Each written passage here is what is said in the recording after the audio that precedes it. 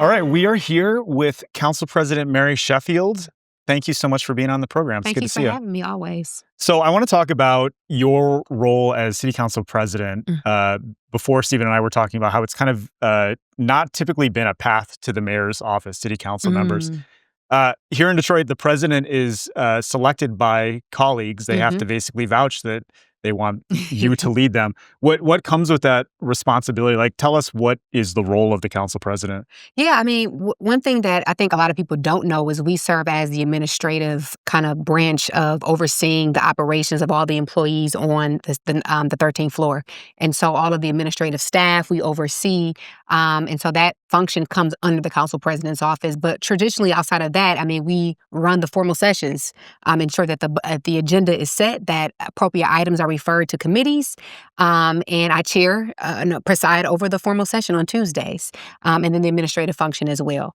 I think it's a great opportunity, though, because the last 12 years serving on council, the perception of the city council has changed drastically.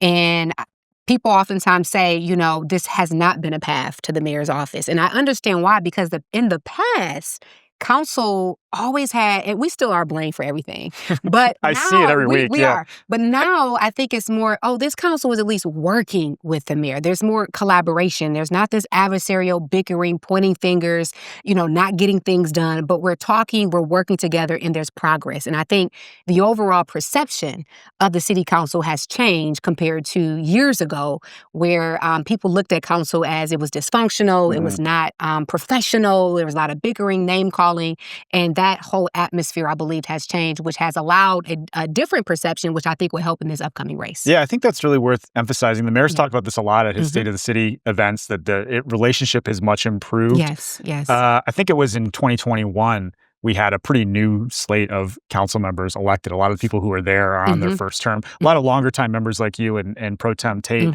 What do you think really changed to restore that kind of perception of the council being more functional and doing, what its job is? Yeah, I would just say new leadership, understanding where we've come from. A lot of the dysfunction led us to, decline. We came out of bankruptcy. We were not getting things done. And I think it was a disservice to our residents. And I think people wanted to see leadership that was able to get things done. And so with the new council, with council by districts, I think also played a role, which allowed, for example, someone like myself to be elected for the first time in the history of Detroit. It allowed for a new slate of leaders and bringing a different perception, a different method of leadership that allows now for that collaborative effort and professionalism that I think we all deserve. So you've called yourself the most qualified candidate in this race. Tell me about some of the things that you've been able to accomplish in the last decade being at the top of the council. Yeah, so aside from the People's Bills, which I do encourage the listening audience to go view. BridgeDetroit.com, we've got some reporting on that as well. Yeah, please do, and thank you for covering that, because it's really over 20 pieces of legislation that really came from grassroots up. It came from the people. It came from listening to the concerns of everyday voices and responding not with just rhetoric, but literally with sound policy to address those issues. So over 20 pieces of legislation. Aside from that, just the investment in parks, the amount of economic development, the $1 billion that we've created in affordable housing over the last 8 to 10 years, I definitely played a huge role in getting that happen, making that happen. The amount of jobs that we've created for Detroiters, the investment in our parks, the crime reduction that we see in Detroit, all of these things are in partnership with the city council and my office to ensure that the progression of our city is moving forward. I want to dive into a couple of those, but first I want to talk a little bit about the budget process, because I feel like that's a really good example of some of the things that we're talking about. The council spends quite a bit of time, in these budget meetings talking about making changes to fund their priorities. But, the council has a limited amount of control over that. Those conversations kind of talk about 3% of the overall budget, I think. And there were a lot more requests this year for different council priorities. Some which you got funded, some not. If you were mayor right now, what would be different about this current budget? The current budget or Yeah. just the process? I would say the budget. Like what didn't get in the budget that you would Yeah, have I liked? would definitely say more investment in. I know again, we have heavily invested in demolition, and there's always room. And I think every single budget season we look at how we can possibly pull from demo and put more towards housing services or preventative measures to prevent foreclosure prevention. And so I would love to see more investments in creating paths to home ownership, the down payment assistance program, beautification grants, right to counsel, all of these measures that I believe are help prevent homelessness in our city and help with the issue of housing in Detroit. I would love to see more investment in how we are going to ensure that our vacant schools, for example, have a plan to be rebuilt or to be demolished and to turn into innovative ways to address our housing needs in Detroit. And so maybe just shifting some of the priorities towards things that I've always advocated for, right? And so those are some of the things that I will probably change. And also, I think there should be a participatory budgeting process, which I've been very vocal about, which other cities do have, that allows a certain amount of the budget to go into community so that community can decide where they would like those funds to go. Yeah, I thought that was an interesting conversation as part of this budget process. A lot of other cities do this. They basically sets aside a portion of the budget that the city or that residents can get, actually even potentially vote on how it works a little bit differently depending on the city. So if you were mayor, would you like to implement that as part of the budget? Yeah, I'm definitely open to it. I think there's models that have already been implemented in other cities that work. Understanding we have to have fiscal discipline, and I'm very aware of that as I've approved over 12 budgets now to date that have been balanced. But I do think it's something special that allows residents to feel empowered throughout the budgetary process. And if there is a certain amount that we can allocate, that community can have a say-so over where those funds go, I've always supported that because, again, it's about empowering residents to feel a part of the democratic process. You talked about moving demolition funds to affordable housing. We're kind of coming to the end of this era of demolition. And I wonder if you feel that we've been too heavy-handed on the demo side instead of the rehabilitation and preventing properties from getting so bad that they have to be torn down. Yeah, that's been a challenge. I think, no doubt we have had to clear Detroit. There's been a lot of blight in the city, a lot of vacant structures, homes, and commercial as well. But I think there are a vast amount of Detroiters, and even from my own eye, that could say that there are so many structures that could have been saved and preserved, and more of an effort really to how we create paths to home ownership and rehabilitating homes to put people in them. And so that would be more of a focus for me. And now that a lot of the vacant land is clear now. Now we have the ability to rebuild Detroit. And that is my focus, is how we create infill housing, how are we creating paths to home ownership, and allowing community to have a say-so in the development of their communities. There's some interesting conversations going on about the future of the land bank as well. Oh my gosh, right? Yes. They will no longer receive a subsidy from the city this year because they've got a big fund reserve. And you have recommended that some of the programs and responsibilities the land bank has should come under the housing department, come under the city's control. What do you see for the future of the land bank if you're mayor? How would you change anything about the organization? I think a part of the first 100 days in office is really re-examining all of the current state of programs and departments and trying to figure out how we can overall improve customer service and ensuring that government is effective and efficient. And I think any new administration should do that. And the land bank will be a part of that process. I have always been vocal that, the land bank has its purposes, but I think that the transparency and the accountability is missing because it is an authority. And so I would love to see some functions come back in and be more innovative and creative in how we can use that vacant land to empower residents, again, to be homeowners and for other issues and quality of life things that we see fit. And so the land bank will be something that we'll discuss. I'm not going to say, here today that they will be dismantled or will, what operations will move in. But I do think that there will be a serious look at how we can better improve the processes and ensure that people, Detroiters, can have access to property. It bothers me so much when I hear people who have been maintaining lots and can't get access to land that they've been maintaining for years, and they're trying to develop projects in their community, but there's so many issues and barriers with the land bank. And again, I would love more transparency and more city involvement in those discussions so that we're empowering Detroiters to develop the cities in which they live. So that will be something on the table to examine and to have a thorough assessment on how we can better improve. Yeah, I mean, you hear it, I hear it. The number one thing is people can't get access to this land that's in their neighborhood. And then in a lot of cases, like you're saying, they're already doing the work to maintain them. And then it gets sold to maybe an out-of-state developer or something. And it's very frustrating for people. District 5, I think, is kind of it is a a place where a lot of these conflicts we see in the city like take place because of like the geographic diversity, the difference in some of the neighborhoods. You've got kind of the edge of downtown all the way out to like Island View. So tell me about how you've tried to balance decisions around development and displacement and these concerns that residents have about, what's happening in the neighborhoods versus what's happening downtown, in D5 while you've been on the council. Yeah, so I've always just tried to center equity at the forefront of everything I do as development comes, because I never want to be a barrier to growth in Detroit and progress. But as it comes, making sure that I'm advocating for the issues that my district has, whether it's access to housing, home ownership, access to home repair grants, and ensuring that as development comes and there's community benefits that are associated with that development, that they're actually addressing the needs of community. I also think that the inclusionary housing ordinance is a prime example of how you balance both, right? So as new market rate rentals come to Detroit, now a certain percentage has to be set aside for housing for low-income residents in Detroit. So we're welcoming growth, but we're also saying we want to include those who are here or those who may not can afford market rate rentals to have access to the new development in our city. So I think for me, it's always been about intentionality and understanding that, we're going to have a combination of incomes in Detroit. We're going to have more affluent neighborhoods and some that need more resources and help. But how do we balance our approach and our advocacy and ensure that resources are getting to both equally? We talked with a few developers on our last episode about building affordable housing. And in my mind, in that conversation was more focused around how we bring down costs, because that's what I hear at the council table a lot. Yeah. How do we, create tax incentives and things like that to make it more financially make more sense for people to do that? The developers convinced me actually that the problem that we should focus on is raising wages of people that can't afford this stuff. Yes. And that is the root of like so many problems, right? Poverty and people not making enough money to live in the city. What do we do about that? That problem, poverty in the city, and helping people raise their income. Yeah, no, I think it's a great point. And one of my pillars of the campaign is actually the seventh pillar that I believe is important to create a world-class city is we have to address social services and basic needs, ensuring that the most vulnerable in our city is benefiting from the growth of Detroit. And so, again, it's about investing in people. It's ensuring that we're providing the education, the workforce development, the skilled trades, and all of the training that is needed to raise the incomes of Detroiters.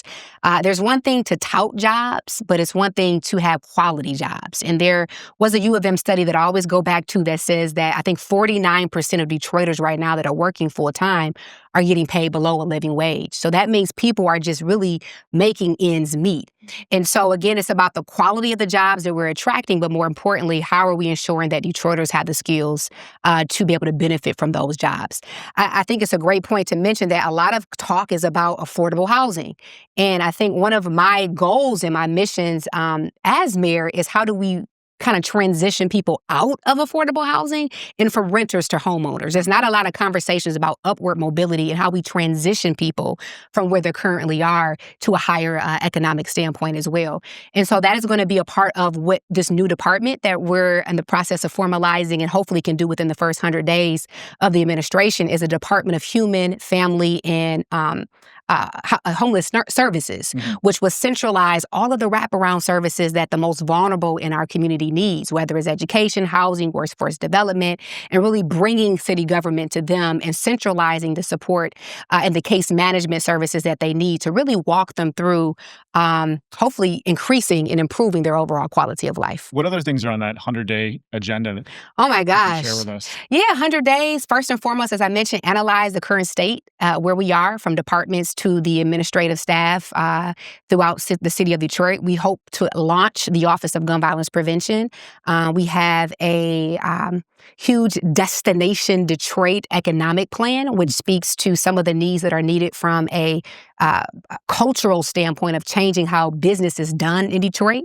Want to make Detroit the best city in America to grow and start a small business. And so we have tons of reforms that we can implement there, starting with the Office of Small Business Affairs that helps navigate entrepreneurs and small business owners through bureaucracy and provides the ecosystem and the support that they need to succeed.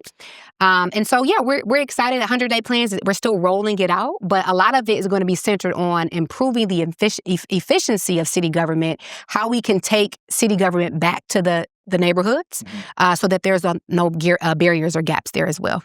So one of those programs that's funded with ARPA that a lot of folks have benefited from and want to see continue is the Right to Counsel program. What is the future for that? With the loss of funding, are we going to be able to find money in the budget to keep that running?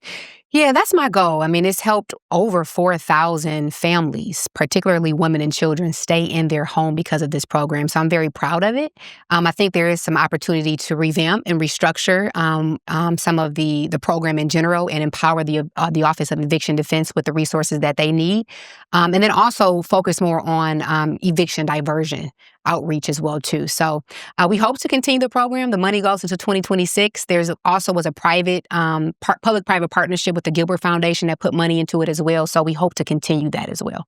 State funding potentially? Yep, state as well. Thank you for mentioning that. We did have some money allocated from the state as well for the program. Yeah. So we'll continue to advocate for additional funding. It has had an impact. The advocates have said that even what we're doing right now probably isn't fully funding. It's not. Oh, not at all. I see that a lot with programs that we've created that are making an impact, but we need more resources to really take into that next level. Yeah, and this was one where I can say me and the mayor kind of differed a bit in our approach. It was not something that he really fully felt that the city should fund. It should be more of the state or the county. And so again, to me, it's a program that's near and dear to my heart because I think it helps prevent homelessness from the onset. So it's a preventative program to keep people in their homes, stabilize our neighborhoods so we don't have blighted structures or foreclosures. So it's one that I care deeply about and would love to see continued as we move forward in the next administration. One thing we have in common, we're both millennials. Yeah. I'm a little younger than you, not by too much though. And I'm curious, what the experience was for you growing up in Detroit, in the time that you did. I feel like, you represent kind of a changing of generational leadership in the city. And I think it's interesting because a lot of my peers have left the state. Yeah. A lot of them have, left Detroit and we're talking about how we bring them back. But what was your experience growing up in the city, in the time that you did? Yeah, I mean, I had a great time in Detroit. It was one for me, again, it goes back to really service. Spent a lot of time, WC3, Wayne County Community College District, doing financial aid there, working in governmental affairs. And my time in Detroit was very well spent. Detroit, I always say Detroit has done me right. I could not imagine myself in any other city, but I do understand that there's a lot of young people who graduate, and it's just kind of a cultural thing and norm that you get your education and you go to a major city, DC, New York, Chicago, whatever it may be. I always found that my heart and my purpose was in Detroit. And so I do understand that from an opportunity standpoint that we have to do much more to attract and retain our young people here in the city of Detroit, and really change the culture around Detroit is not the place to be when you graduate, but it actually is if we create the environment to do so. And even the idea of once you have kids, it's time to move out of the city, which I hear people say all the time too, and that it's difficult to raise a family here. For people like maybe you graduated high school with, are a lot of them still here or are they gone? I think it's a combination of both. I have some, of course, that are gone to big cities, New York, Chicago, et cetera. Some who actually have come back more recently to Detroit because Detroit is a city that has a lot of growth and potential, and people want to be a part of that change. So there's a combination of both. And again, I think for me, is centering Detroit as a world-class city, as a destination of opportunity where our young people want to come back. Once they graduate, they don't have to leave. They can come because there's good jobs here. There's quality education. Our neighborhoods are thriving, and they find it as a place and a cool place as well to be as well, right? Because I know I was at the Cosm Detroit announcement where they had this immersive entertainment venue coming to downtown Detroit, and we talk about placemaking and having these cool places as well where young people like to come and be attracted to. So I think there's a lot of different, factors that play into the environment, the built environment that we have to create for the attraction and retaining of our young people. As a millennial leader, has it been difficult to get older people to open the door? Have you had more to prove? No? I will say when I first ran, yes. This was post-Kwame era. Yeah. So as I knocked on people's door, it was, I don't know about this again, I don't know if we're going to, So it was a lot of skepticism originally. Once I got elected and I proved who I was through my leadership, my integrity, and how I served, I've never had an issue of questioning my maturity or my ability because of my age. I think over the last decade, I've proven myself to be someone that people can trust and someone who takes my job seriously and doesn't just show up, but literally delivers for Detroit. When we talk about the mayor in their role, a lot of that job is managing people. Yeah. It's leading departments, it's making sure stuff shows up on time and garbage is picked up and all of that. And, I think Duggan has been recognized for tapping his network that he's built Yes. throughout his long career Yes. before becoming mayor and bringing Yep. those people in. Our former budget Mhm. director was like the state treasurer, Yep. right? So how, who are you going to be bringing in for? Maybe you can talk about individuals, maybe not. Who are going to lead these departments, right? Yeah. Or do you have experienced, qualified heavy hitters ready to come Yeah. in? And are you worried about Duggan admin people leaving with this change in leadership, or do you hope that they'll stick around? I hope that we need institutional knowledge. And I think there are some phenomenal directors that have been here for a very long time that I would hate to see leave. And so when the appropriate time presents itself, I will have those discussions with them about, possibly staying on board. But the beauty is that I'm very serious about recruiting talent in Detroit. And so whether that's locally or nationally, I pride myself on ensuring that we have the skills and the competency to move Detroit forward. And so Duggan did a great job at that. And I know that I'll do the same in ensuring that we're recruiting the best and the brightest that are also here in Detroit.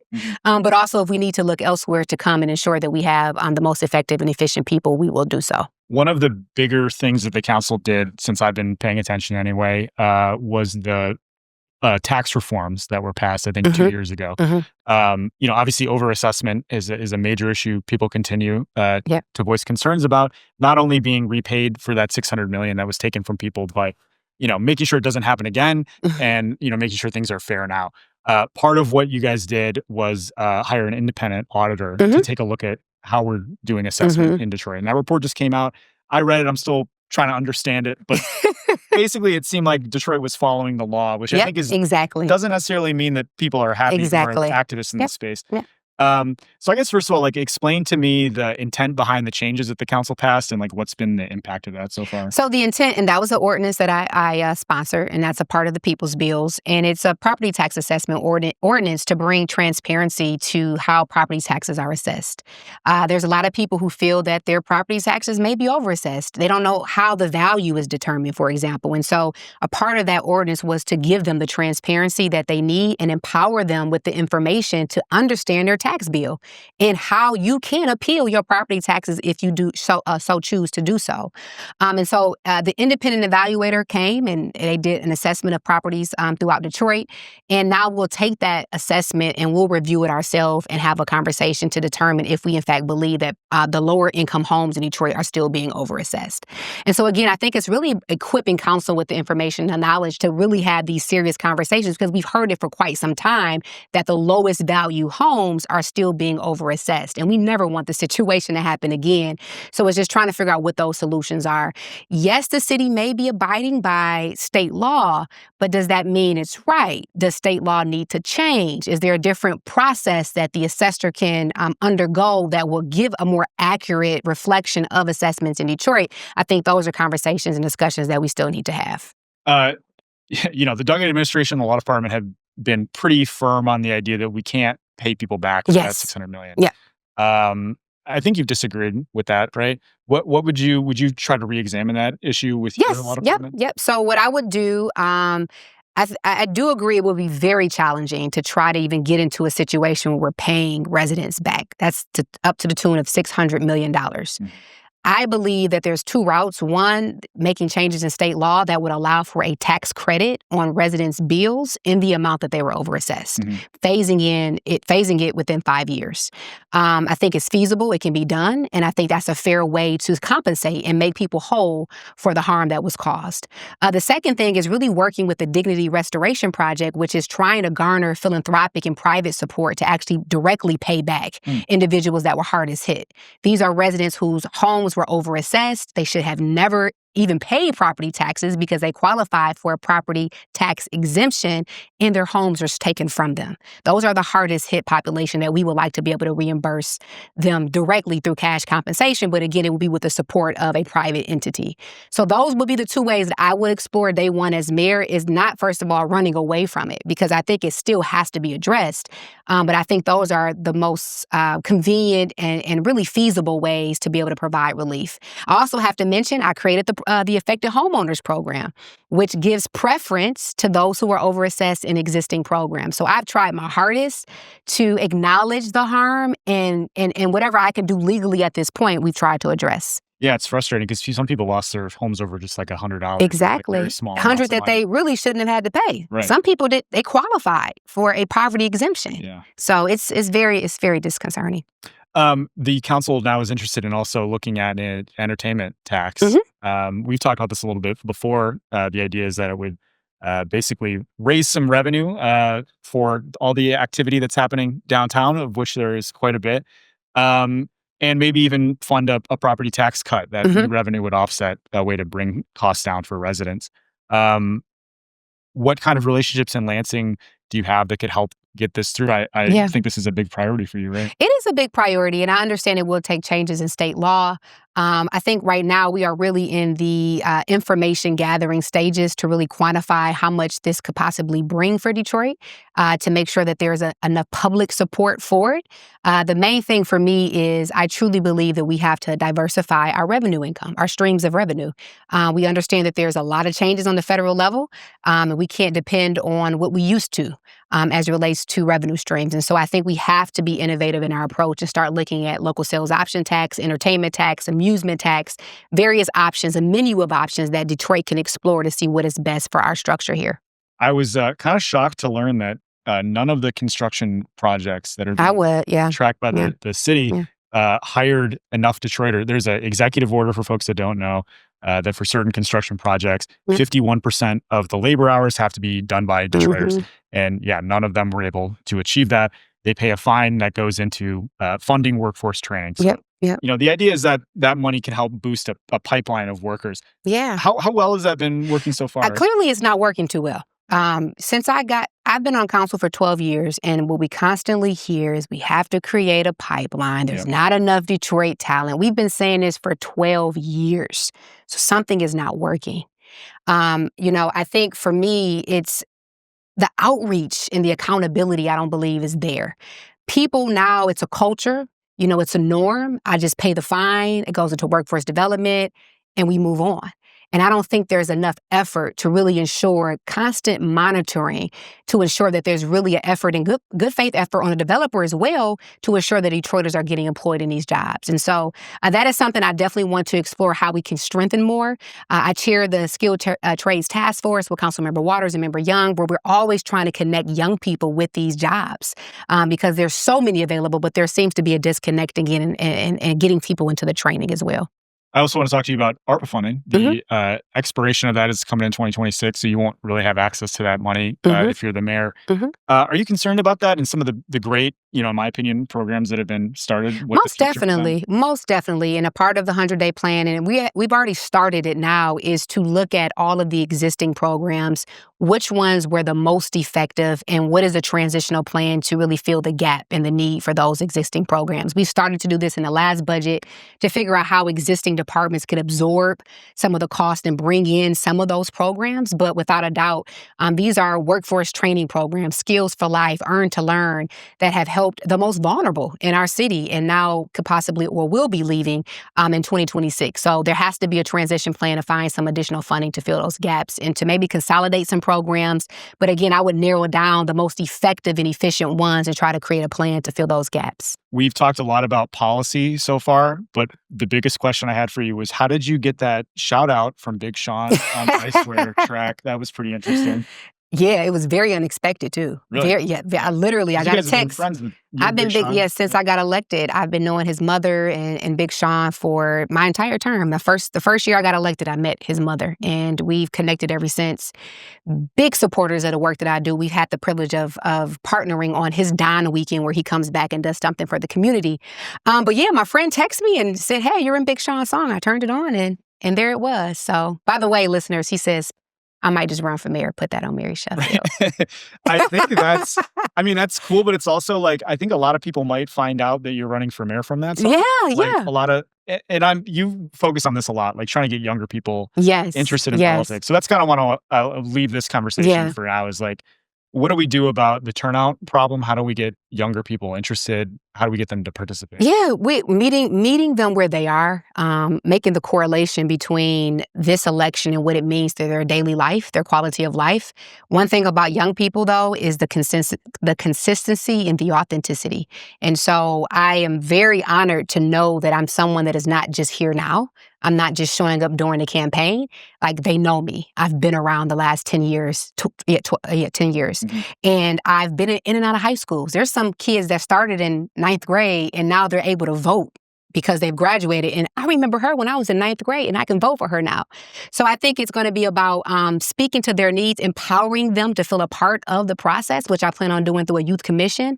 And always just reaching where they are, meeting them where they are. Great. Well, we're going to have to leave it off for there, but hopefully, listeners, you found some new things about Mary Sheffield in our conversation. Thank you so much for being here and participating. Thank you. Appreciate it. Your time. Thank you. Detroit Next. We'll be back in a minute.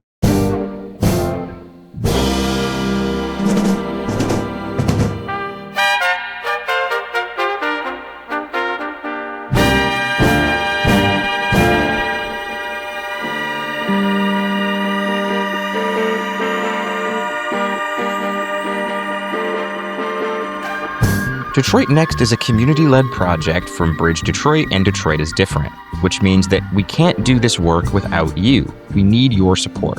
If you have a question or a comment and want to participate in this process throughout the year, give us a call. We have a phone line set up at 313-284-6407. Leave us a message and we'll play it on the podcast. If you like what we're doing, head to BridgeDetroit.com and subscribe to our newsletters. All of that content, again, is free, no paywalls for anybody. We're trying to make this as accessible as possible. Head to our YouTube channel to get full episodes and interviews along with extra content throughout the year. You can also find the audio version of this podcast on Spotify, Apple Podcasts, iHeartRadio, Amazon Music, and DetroitNext.podbean.com. We're going to be doing this all year long, so stay with us. Follow Bridge Detroit and Detroit is Different on your favorite social media platforms and take this ride with us. Thanks.